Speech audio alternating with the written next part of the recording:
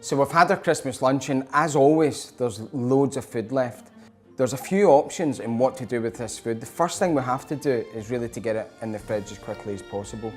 There's a few options. One is tubs, and these are great. These are about 500 ml. You can pick these up in any supermarket, and they stack really well in the fridge as well. They don't take up too much room.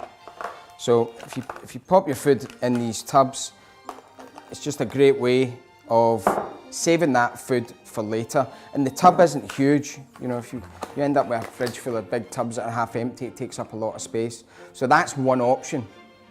The next option that I moved on to a couple of years ago was these little zip tie freezer bags or sandwich bags.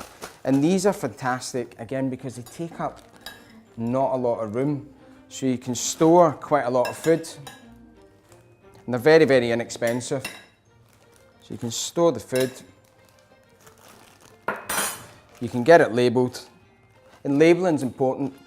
So get a marker, permanent marker, get your stuff labelled, get a date on it, and that stores really well in the fridge. And when you've got a few bags of these stacked up, they don't take up much room at all.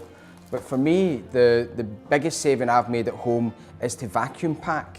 So you might think that sounds a wee bit professional and everything else. This is a domestic vacuum packer and it costs well under £100. I saved that £100, I reckon, within a month of saved food. So I do a lot of batch cooking at home. So I'm batch cooking, cooling down, and then vacuum packing more or less into portions. So food vacuum packed at home lasts double what it would be in a bag or in a tub. And they work really simple. So we've got some leftover turkey. So we just pop that in the bag. We just pop it on the machine. It'll make a little bit of noise. And what that's doing is just drawing all the air out. And then once it's done that, it's going to create a permanent seal. And food vacuum packed lasts double. So it's straight in the fridge. So with vacuum packing, it vacuum packs flat.